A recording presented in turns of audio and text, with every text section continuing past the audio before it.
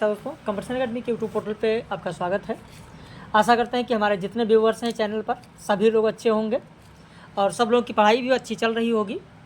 और आप सभी लोगों को यह भी पता है कि नया बैच भी प्रारंभ हो चुका है। जीवनी, आत्मकथा, संस्मरण, रिपोर्ट, जो अन्य विधा है, इसको लेकर नया बैच प्रारंभ हो चुका है। चाहे वो UPSC के लिए जुड़ रहे हों, किसी भी स्टेट के असिस्टेंट प्रोफेसर के लिए जुड़ रहे हों या UGC नेट के लिए जुड़ रहे हों।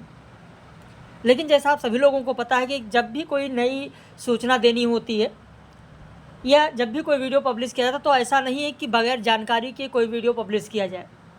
भले ही जानकारी आपको दी जा रही है, लेकिन उससे पहले आप ये जान लें कि आपके लिए बहुत ही महत्वपूर्ण प्रश्न लाए गए हैं। आज एक एक प्रश्न सागर से निकाला गया मोती के समान है। बिल्कुल सही है। जब तक आप मूल रचना नहीं पढ़ेंगे तब तक आप ऐसे प्रश्नों को हल नहीं कर पाएंगे। और आप देखते ही हैं, आप विगत वर्ष में जो परीक्षा हुई है या जो आगे परीक्षाएं होंगी उसमें आप देखेंगे कि कुछ इसी तरीके के प्रश्न परीक्षाओं में अब पूछे जाते हैं और पूछे जाएंगे। तो आइए एक एक प्रश्नों को हम लोग देखते हैं, एक एक प्रश्नों की बात करते हैं और आप लोग अपनी प्रतिक्रिया ज़रूर व्यक्त कीजिएगा कि जो प्रश्न आपको दिया गया उसमें आपके कितने प्रश्न सही हुए और क्या आपने इन रचनाओं को पढ़ा है, और अगर पढ़ा है तो ऐसे तथ्यों पर आपने ध्यान दिया है या नहीं दिया है। अरे यायावर रहेगा याद में प्रथम पृष्ठ पर लिखित पंक्ति किस कविता की है कि पार्श्वगिरी का नम्र चीड़ों में डगर चढ़ती उमंगों सी। अरे यायावर रहेगा याद की जो ये पंक्ति है, लगभग आप में से मूल रचना सभी लोगों ने पढ़ा होगा। अरे यायावर रहेगा याद आगे की जो यह रचना है, यह रचना आप देखेंगे तो MPPSC में भी है, UGC नेट में भी है। विकल्प के रूप में आपके पास है दुर्वाचल, सागर के किनारे, पावस प्रात, खुली आंख का सपना। ये चार की चारों रचनाएं आगे की ही हैं। चारों कविताएं, कविता का शीर्षक अज्ञेय का ही है। इसमें से किस कविता की किस शीर्षक से लिया गया कि पार्श्वगिरी का नम्र चीड़ों में डगर चढ़ती उमंगों सी। उत्तर हो जाएगा ए, दुर्वाचल। आपने ये पंक्ति जरूर पढ़ी होगी, लेकिन आपने कभी ये गौर नहीं किया, कभी ये जानने की कोशिश नहीं की कि आखिर में अज्ञेय के किस कविता की ये पंक्ति है।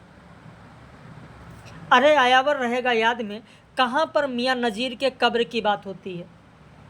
यह पूछा जा सकता है परीक्षा में कि किस अध्याय में मियाँ नज़ीर के कब्र की बात की गई है। तो इस तरीके से परीक्षा में प्रश्न पूछे जा सकते हैं। भाई मियाँ नज़ीर वही जिनकी पंक्ति आप देखेंगे, जिनकी पंक्ति दिया गई कि ऐसा था बांसुरी के बजैया का बालपन। बिहार, लखनऊ, कानपुर, आगरा। आपका उत्तर हो जाएगा डी, आगरा। अरे यायावर रहेगा याद के पहले अध्याय में किसकी पंक्तियों का उल्लेख है? महादेवी वर्मा, सुमित्रानंदन पंत, जयशंकर प्रसाद, सूर्यकांत त्रिपाठी निराला। उत्तर हो जाएगा बी, सुमित्रानंदन पंत की पंक्ति है विश्वमय है परिवर्तन। विश्वमय है परिवर्तन जो कविता उसमें लिखी गई है, पूरा एक पृष्ठ कविता की लिख दी गई है सुमित्रानंदन पंत की। अरे यायावर रहेगा याद में अज्ञेय ने सुमित्रानंदन पंत की विश्वमय है परिवर्तन पूरी कविता ही लिख दिया है। तो क्या इन चीज़ों पर आपका ध्यान गया है अभी तक या नहीं? जरूर अपनी प्रतिक्रिया व्यक्त कीजिएगा। मेरी तिब्बत यात्रा के कौन से अध्याय सरस्वती में प्रकाशित हुए थे? चाड की ओर, झेनम की ओर, नेपाल की ओर। 1 2 2 3 1 3 1 2 3। तो परिशिष्ट को छोड़कर राहुल सांकृत्यायन ने कहा कि मेरी इस रचना के अंतिम 2 अध्याय सरस्वती पत्रिका में प्रकाशित हुए। और अंतिम 2 अध्याय कौन कौन से हैं? झेनम की ओर और नेपाल की ओर। मेरी तिब्बत यात्रा के अंश किन पत्रिकाओं में प्रकाशित हुए? सरस्वती, प्रवासी, अभ्युदय। विकल्प है 1 2 2 3 1 3 1 2 3।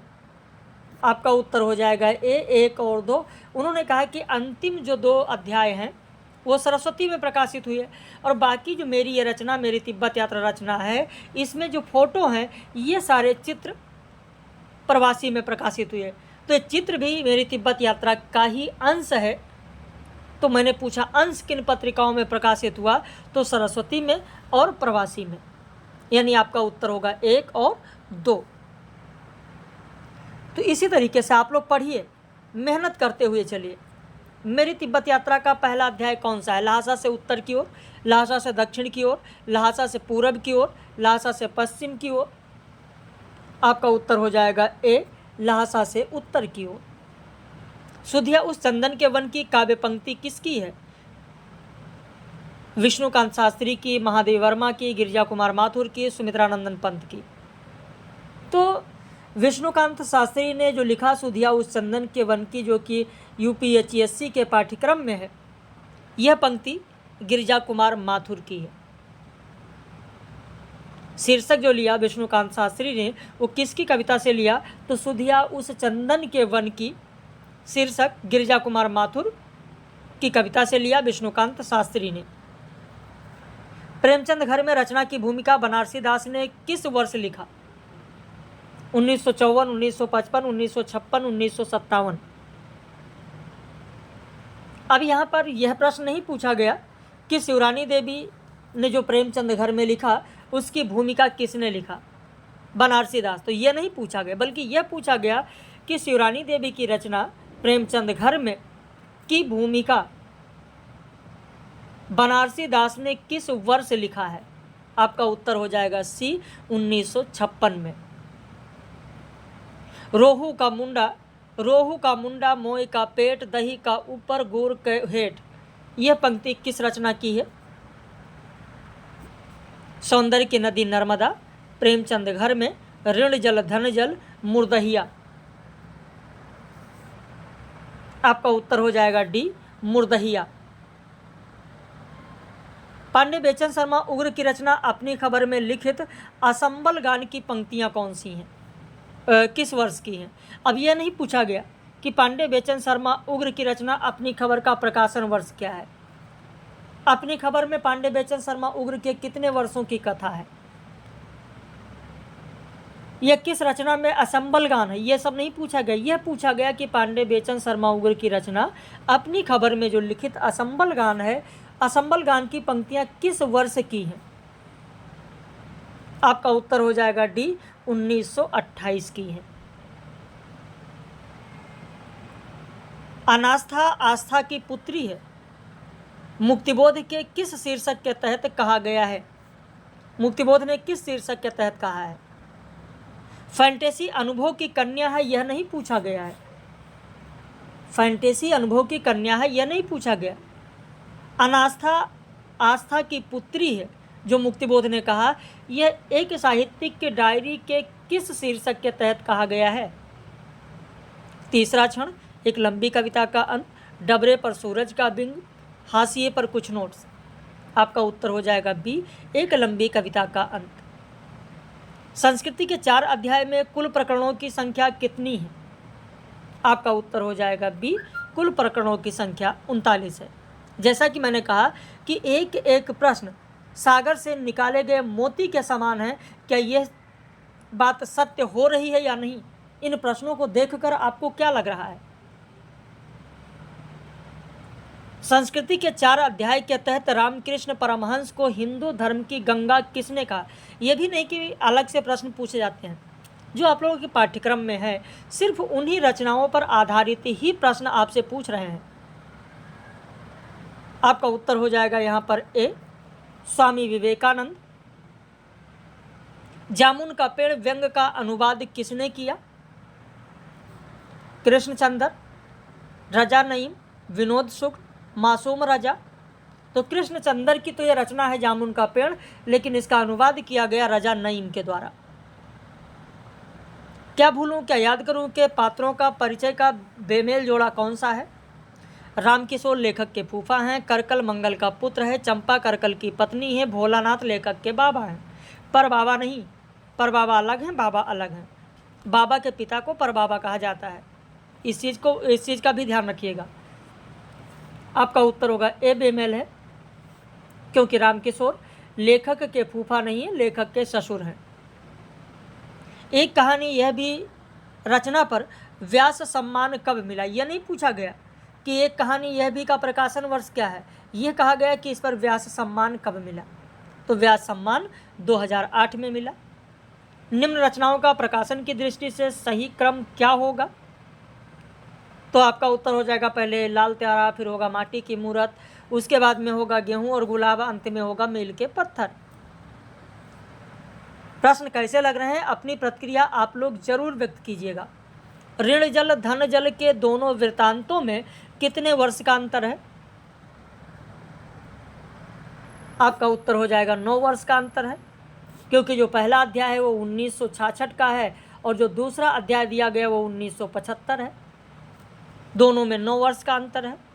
ऋण जल धन जल का कौन सा अध्याय दिनमान पत्रिका में छपा था, कुत्ते की आवाज़, मानुष बने रहो, जो बोले सो निहाल, पंछी की लाश। आपका उत्तर हो जाएगा ए, कुत्ते की आवाज़। अच्छा, बहुत सारे लोगों का मैसेज भी आता रहता है कि सर नया बैच कब शुरू होगा। देखिए, हर इकाई से नया बैच हमारे यहाँ शुरू होता है। अब आज से अन्य विधा प्रारंभ हो चुकी है, जिसमें आपको संस्मरण है, रिपोर्टाज है, यात्रा वृत्तांत है, डायरी है, जीवनी है, ये जितनी विधाएं आपके पाठ्यक्रम में लगी हैं अन्य विधा, वो सब कराई जाएंगी। और उसके बाद जो कहते हैं सर हमको एकदम प्रारंभ से पढ़ना है, कुछ लोग एकदम रिजिड होते, नहीं मुझे यहीं से पढ़ना है, माइंड सेटअप बन जाता है, नहीं हमको पहली इकाई से पढ़ना है। अगर ऐसा आपका माइंड सेटअप बन गया है और ऐसे कोई लोग हों जो इस लेक्चर को देख रहे हो, तो 25 सितंबर से वो ज्वाइन कर सकते हैं। 25 सितंबर से नया बैच हिंदी भाषा का विकास से प्रारंभ होगा। हिंदी भाषा का विकास इकाई 1 से हिंदी भाषा का विकास इकाई 1 से 25 सितंबर से बैच शुरू होगा। उससे पहले आप एडमिशन ले सकते हैं, आप आज से एडमिशन ले सकते हैं, कल ले सकते हैं, परसों ले सकते हैं, यानी 25 सितंबर से कभी भी ले सकते हैं। अगर आप आज कल में एडमिशन लेते हैं तो उससे आपको फ़ायदा ये होगा कि इकाई 10 आपकी अभी कंप्लीट हो जाएगी। जब तक 25 आएगा तब तक एक इकाई आपकी कंप्लीट हो जाएगी। आप जितना समय देंगे उतना आपके लिए बेहतर होगा। बाकी यूपीएचसीएससी के लिए जो सामान्य अध्ययन है, जीएस वाला पोर्शन है, उसके लिए भी नया बैच प्रारंभ हो चुका है। डेमो आप लोगों ने देख ही लिया होगा। यूजीसी नेट के लिए जो प्रथम प्रश्न पत्र है प्रारंभ हो चुका है। तो अगर उसके लिए आप जुड़ना चाहते हैं तो मात्र 1500 रुपये फीस रखी गई है। 1500 रुपये में सारी यूनिट आपके कंप्लीट कराई जाएंगी। आपने विपिन सर को भी उसमें देखा, गौरव सर को भी देखा, इसके अलावा अंकित सर को उसमें आपने देखा, संजय सर को आपने देखा। तो इस तरीके से वीडियो पब्लिश किए गए। अभी मैम है जो आपको आईसीटी पढ़ाएंगी, तो इस तरीके से पूरा का पूरा आपका यूनिट कंप्लीट होगा। तो सामान्य अध्ययन में जुड़ना चाहते हैं तो उसके लिए आप 1500 फीस से जुड़ सकते हैं। बाकी अगर हिंदी के लिए आप जुड़ना चाहते हैं इकाई 1 से, तो 25 सितंबर से जुड़िए। अगर आपको इकाई 10 25 सितंबर से पहले कर लेनी है तो आज ही आप जुड़ सकते हैं। खैर, ये जानकारी देनी थी, मैंने आपको दे दिया। प्रेमचंद के साथ 2 दिन में प्रेमचंद को किसके समान प्रवास भीरू बताया गया है, उत्तर हो जाएगा सी, कवि शंकर के समान प्रवास भीरू बताया गया है। तो यह जानकारी आपको देनी थी कि जीवनी आत्मकथा संस्मरण रिपोर्टाज से आज बैच प्रारंभ हो चुका है। और जो लोग इकाई 1 हिंदी भाषा से जुड़ना चाहते हैं वो 25 सितंबर से जुड़ सकते हैं, उससे पहले वो एडमिशन ले लें। लेकिन कोई भी, आप सभी हमारे व्यूवर्स जानते होंगे कि कभी भी कोई भी इन्फॉर्मेशन दी जाती है तो केवल इन्फॉर्मेशन का वीडियो पब्लिश नहीं किया जाता है, उसके साथ 20-25 प्रश्न जरूर दिए जाते हैं, ताकि अगर आप अपना समय दे रहे हैं तो कुछ सीख कर जाइए। हमारे चैनल पर अगर आप समय दे रहे हैं तो आपका समय व्यर्थ कभी भी नहीं जाएगा, कुछ ना कुछ चीज़ें आप सीख कर जाइए, साथ में इन्फॉर्मेशन। तो आशा करते हैं कि आप लोगों के समझ में आया होगा जो इन्फॉर्मेशन दी गई। और जो 20 प्रश्न दिए गए उस पर भी आप अपनी प्रतिक्रिया व्यक्त कीजिएगा कि कितने प्रश्न आपके सही हुए और क्या इस तरीके के तथ्य आप पढ़ते हैं या नहीं। बाकी रात में 9 बजे लाइव कक्षा में हम लोग मिलेंगे। आज आत्मकथा और जीवनी का विकास हुआ है, कल संस्मरण रिपोर्टाज का विकास होगा। तो ये सारी गतिविधियों का विकास कराने के बाद मूल रचना पर हम लोग आएंगे।